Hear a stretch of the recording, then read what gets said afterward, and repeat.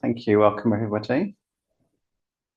So I wanted to say a little bit more about ordination and commitment and rebirth and some of those themes and see what emerges.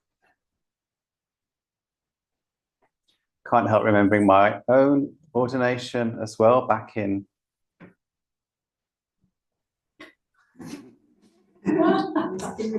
2006, I think, 2007, one of those years.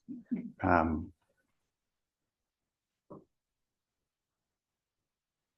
a couple of things stand out to me from that time. One is the chanting retreat that I did a few weeks before my ordination, where I just lived in basically a garden shed at the bottom of the garden for 5 days and recited the Nembutsu from waking until sleeping. So meals were brought to me and so on. I did walking meditation in the garden. Very powerful process, the kind of sort of lots of life stuff floating to the surface and getting processed, things I hadn't thought about before. And I went into that retreat pretty materialist consciously. I'd had quite a spiritual youth, but I'd sort of swung into, I'm only going to believe things I can measure with a tape measure, that I can touch. I was really holding on to that quite tightly. And about halfway through the retreat, the experience, I'll just describe it. Clearly this didn't happen in real life, but the experience I had was like someone hitting me on the top of the head and my skull cracking open in a pleasant way. And it felt like it was a sort of crack in that rational armor. And what it opened me was not like, oh, there's definitely more to this than meets the eye, but just the possibility of, oh, there's probably more to the world, to the universe, to the spiritual life than just things that can be measured. And of course, the word I'd been chanting, Amitabha, means immeasurable light, the light that can't be measured. So that was a very powerful moment. And now when I reflect on it, what I notice is actually almost like there were two layers of consciousness, and underneath there's this spiritual awareness that gets covered up and locked in, and then it gets opened up again. But the more fundamental thing didn't disappear, it was just shielded from me.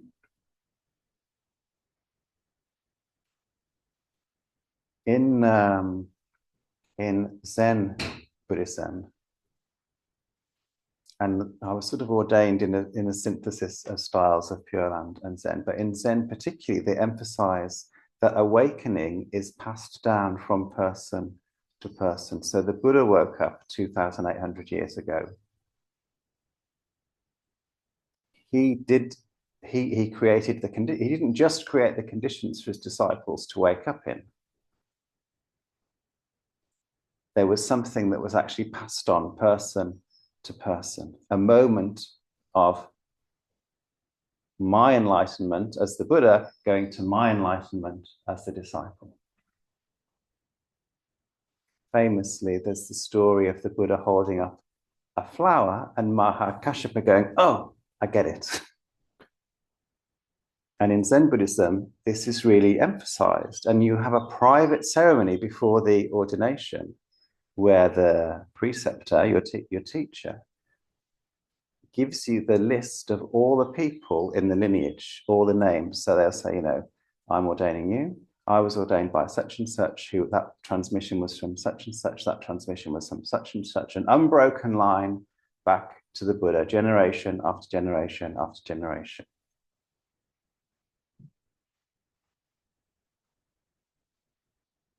Of course, when you actually examine those lists, what you find out is that some of those people weren't alive at the same time. So it's a little bit of a reconstruction.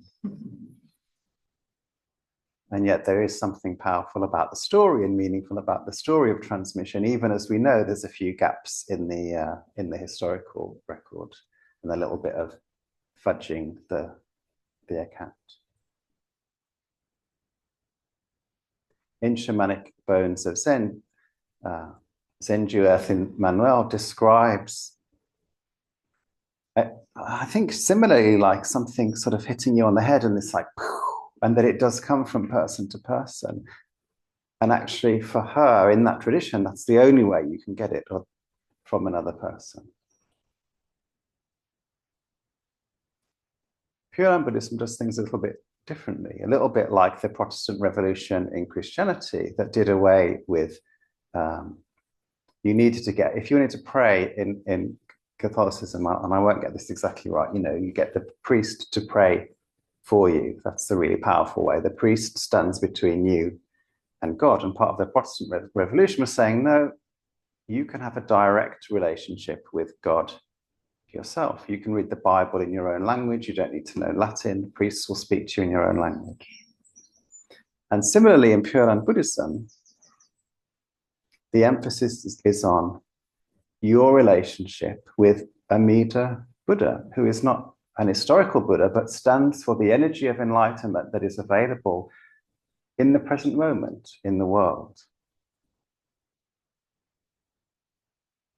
So when we sit in front of the shrine and become ordained, that's the relationship we're emphasizing. That enlightenment is sort of flooding in from all around us all the time. And the ritual demonstrates a kind of opening up to that. And that's why we included the earth as the fourth refuge. Because as I said this morning, although we have a specific set of teachings that come from the Buddha, the Four Noble Truths, the Eightfold Path, Karma, Dependent Origination, the truths point to reality as it is. The map is not the terrain. And so actually, by paying the right kind of attention to the world, Buddhism teaches that by paying the right kind of attention to the world, it's possible to get enlightened outside of any Buddhist community. Then you become, I think the word is Pratyeka Buddha. They're pretty rare, but it does happen. And in this community still, there's a bit of both. Like clearly we're learning from each other and real people, and we're emphasizing that connection to the Buddha, to the world. How can my heart become open to these universal spiritual truths, to the presence of loving kindness and compassion that's in my own heart, that is fundamentally in the hearts of all beings, and as Dogen said, is in the mountains and grasses and streams. The other thing that stands out to me about when I was ordained was that in the days before, I had quite a lot of doubt. I remember pacing up and down the shrine room, leaning against the wall in my forehead, like, what's the right thing to do? And I'd been pretty clear earlier in the year. But as the date approached, this doubt grew and grew and grew. But the doubt was not doubt about being committed to the Buddha or the Dharma. It wasn't doubt about opening my heart to those teachings or to spiritual reality or to the world even. It was doubt about vocation. Is this the form that I want to put around that spirit? Is this the right community? Is this the place that I want to be?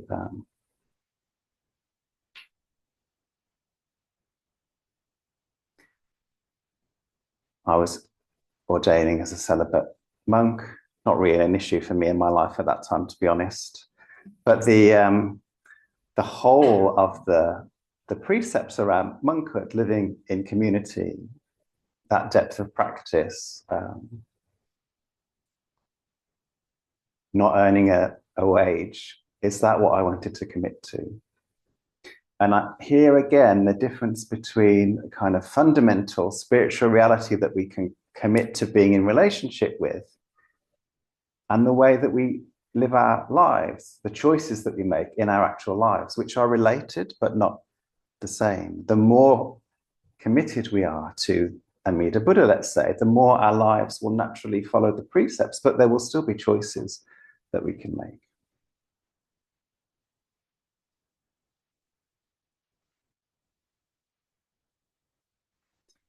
The difference between the Dharma and Buddhism, if you like. When I first became a Buddhist, there was quite a lot of chatter in Western Buddhism about the difference between Dharma and Buddhism, because people were quite uncomfortable with the idea of organized religion still. So they wanted to sort of extract the truth and said, oh, we'll just call this Dharma. And you know, the Dharma means both the words that the Buddhists spoke and the truth that those words are pointing to.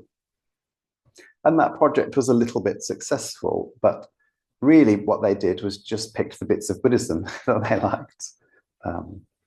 But again, it highlights that there is something slightly different about Buddhism, which comes from a particular point in history with those cultural associations and changes as it moves across the world. You know, you could look, we were talking about, for the hanamatsuri shrine, traditionally there's a bower over the Buddha, which we weren't able to construct this year, which is in the shape of a Japanese pagoda.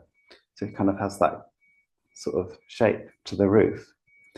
And the Japanese pagoda is an evolution from the Indian stupa, which began life as just a dome of earth that the Buddha's remains were buried in, or some of them, because they were sent to lots of different places. They built these mounds of earth over them and went over to pay homage to the Buddha, to the teachings, to practice mindful walking around these mounds of earth. And slowly different bits were added. Some of them you see then like they have the cube and the steeple on the top. And as the architecture moves through Tibet, China, Korea, and into Japan, it becomes, well, you see it in China and Korea as well, these pagodas. So the shape is always changing, but the spirit is the same. And that's true in our lives as well, right? We make a commitment to something. The choice we make on how to honor that commitment can be different at different times. There's an honorable tradition of disrobing in Buddhism. It isn't necessarily seen as something that you do for life. Honen, who started the first independent Pure Land school in Japan, said, if it helps you to say the Nembutsu to be ordained, then ordain. If it helps you to be a lay, if it helps you to say the Nembutsu to be a lay person, then be a lay person. Like, what is the right choice for you that's going to keep you connected to Amida Buddha, which is to say, keep you connected to that sense of unconditional loving kindness.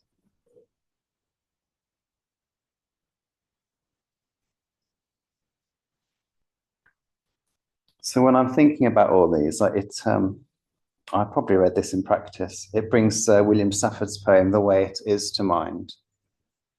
I just suddenly thought, Satya's chosen some poems to read. I hope it's not this one. The way it is. There's a thread you follow. It goes among things that change, but it doesn't change. People wonder about what you're pursuing. You have to explain about the thread. But it's hard for others to see. While you hold it, you can't get lost. Tragedies happen. People get hurt or die, and you suffer and get old. Nothing you can do can stop time's unfolding. You don't ever let go of the thread.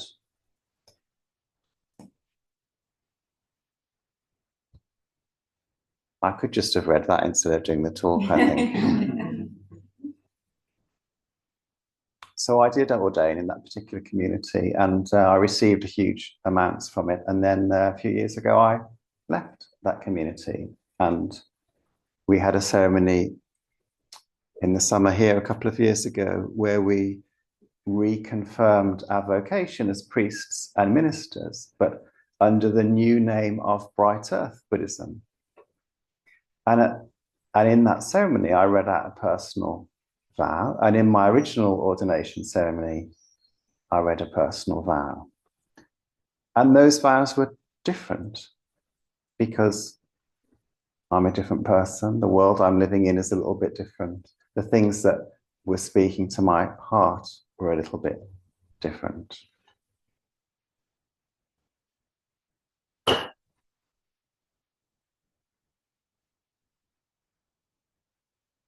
also, my original vow included a line about diving into shame, which is like, I can see is really problematic now.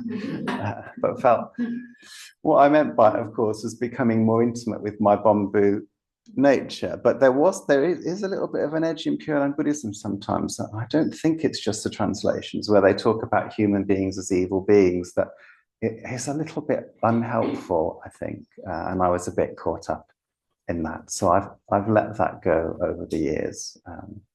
And actually, the vow that I made a couple of years ago was simply to remember the nameless name, which just points back to everything I've been saying, right? That there is something fundamental, profound, real, shot through with loving kindness, things as they really are.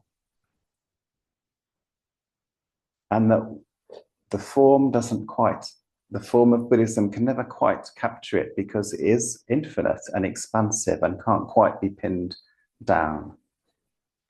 And also, when I went through the ordination ceremony,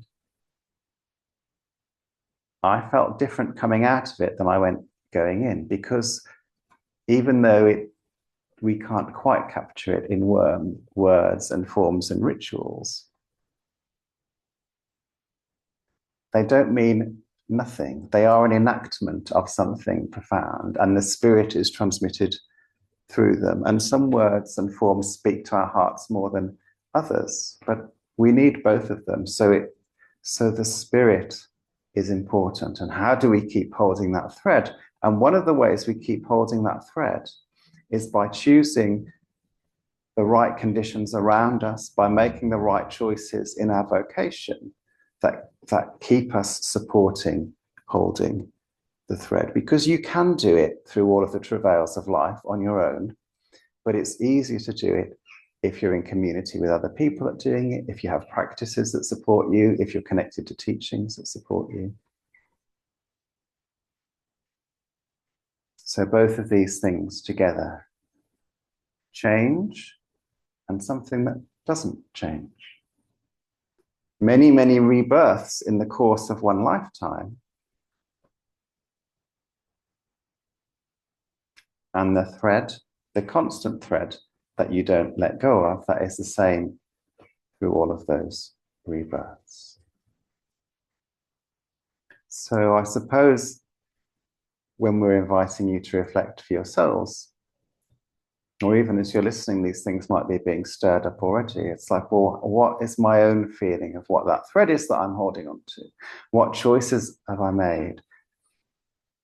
What are the different phases of my own life? Has that thread been consistent through all of them?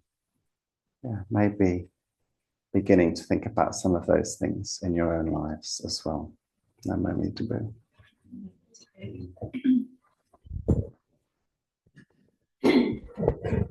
Thank you, Kaspa. So I've got a poem by William Stafford called... No, I haven't.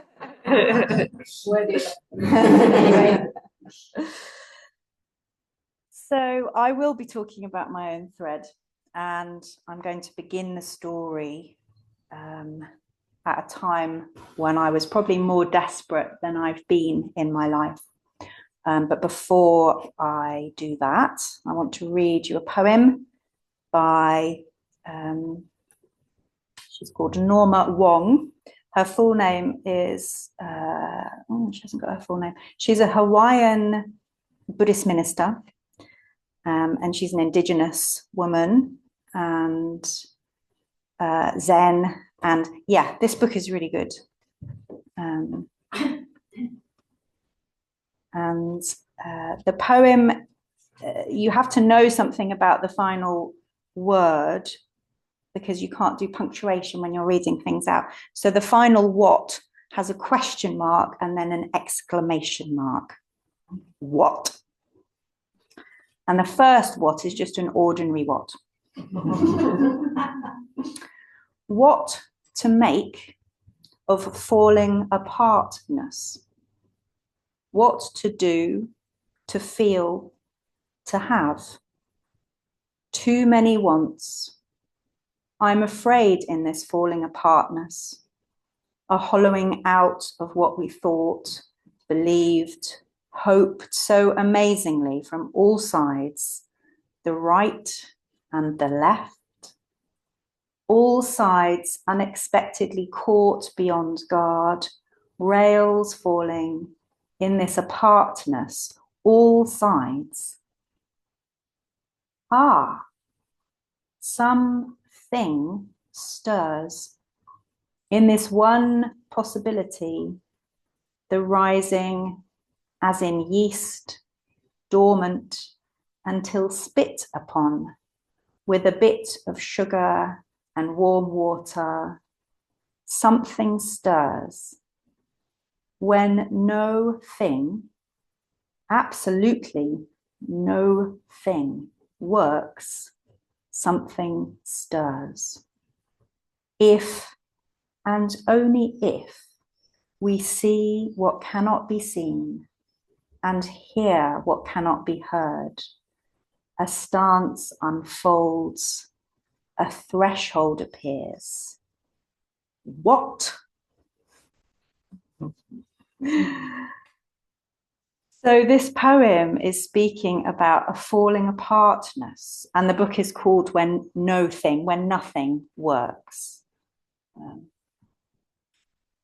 So when I was 30 something, I'd been in a relationship with my partner. We'd lived together for 11 years. And it took me quite a long time to realize that he was alcoholic.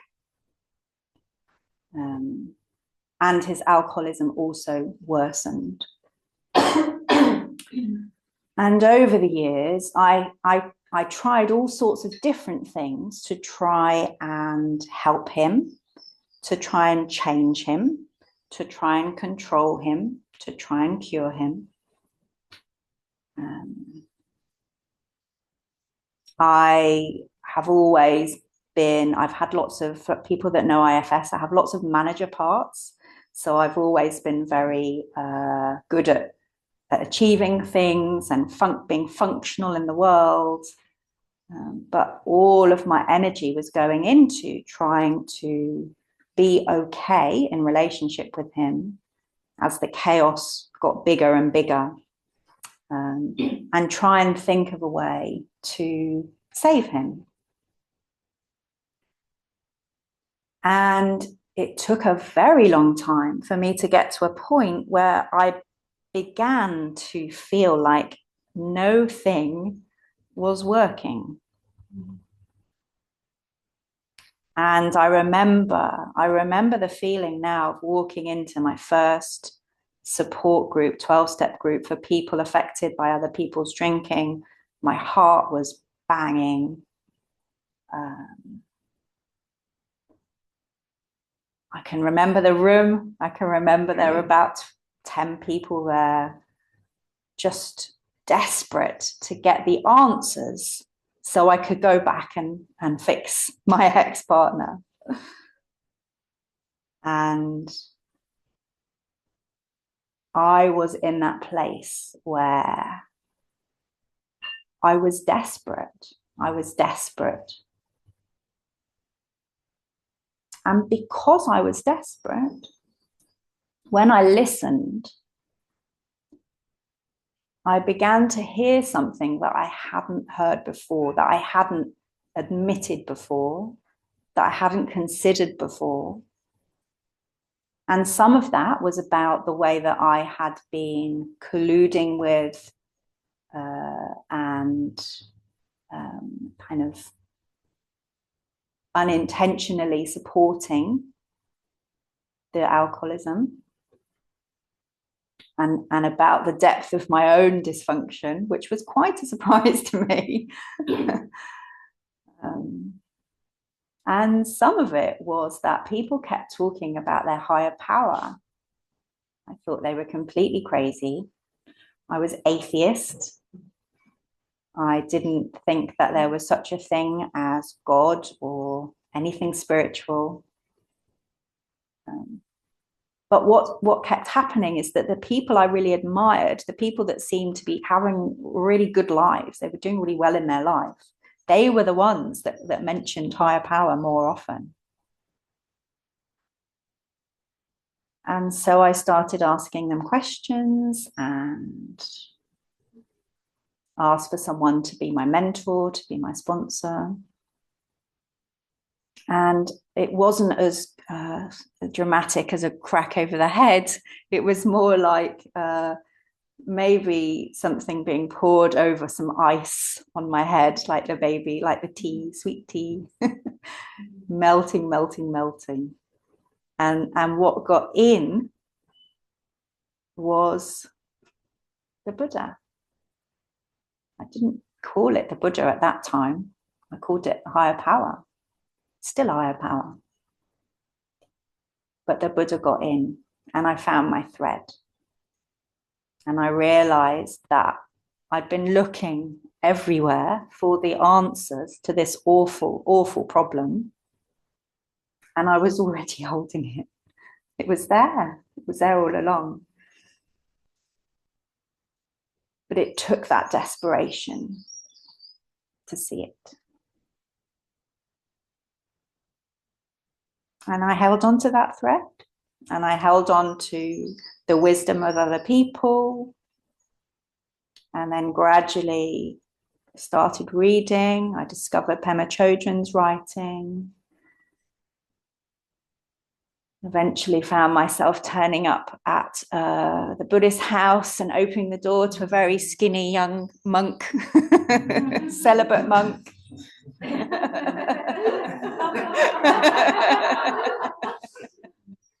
Which is another story for another day.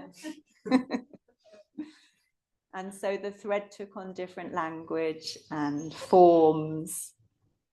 And it's really helpful for us all to have a form that we can share.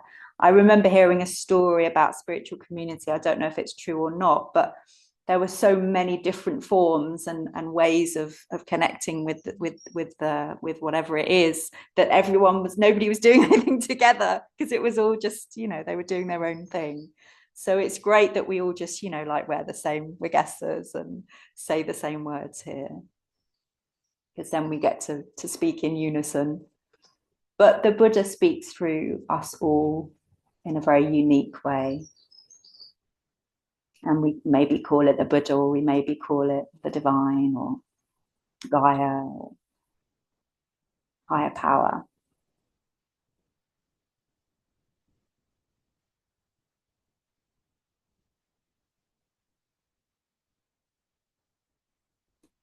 And I remember my ordination. I don't remember much. What I can remember more than anything is shaving my hair off, because I had really long hair.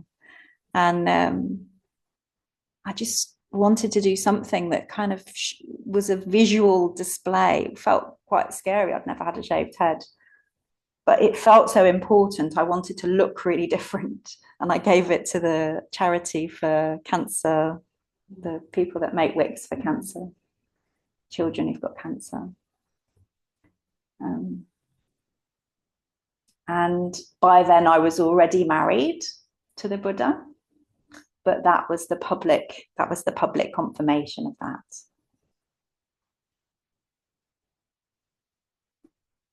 And I did that partly for me to kind of reaffirm my own commitment, but really because finding that thread was so amazing, and because living in relationship with the Buddha changed everything in my life, I just really wanted to share it. I just really wanted to find ways of inviting other people to have an experience of their own. And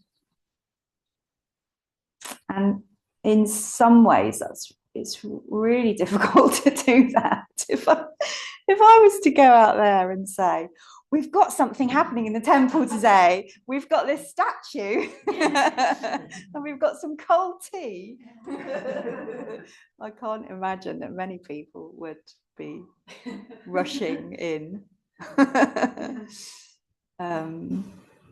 And I'm thinking about Becky, who was one of our Sangha members who died a few years ago now. Yeah. Yeah, 4 years ago.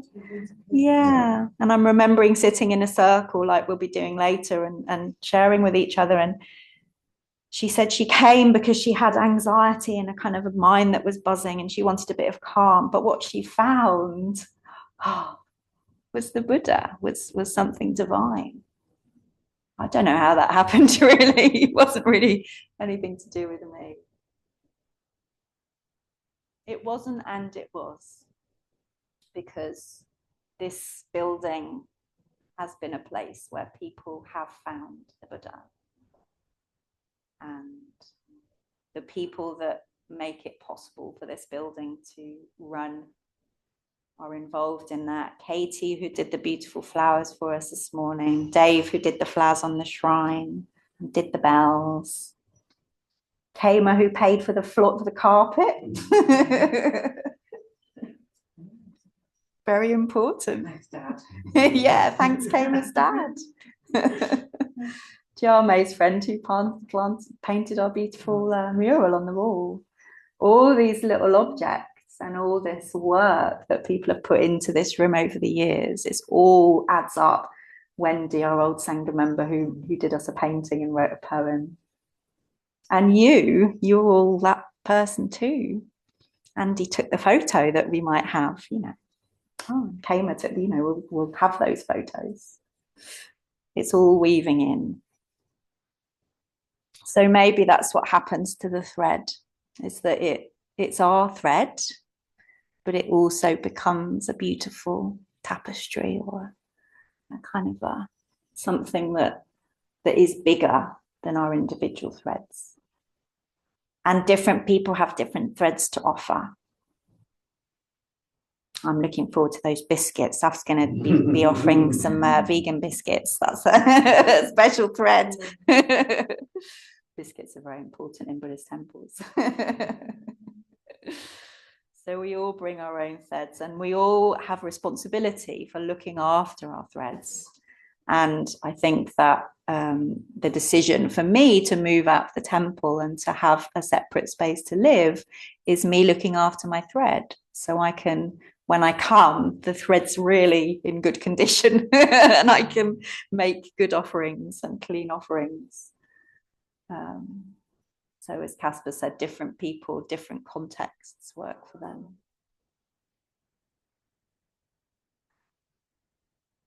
But sometimes it takes a bit of a jolt, or it takes something seeping in over time for us to really come back to our own threads.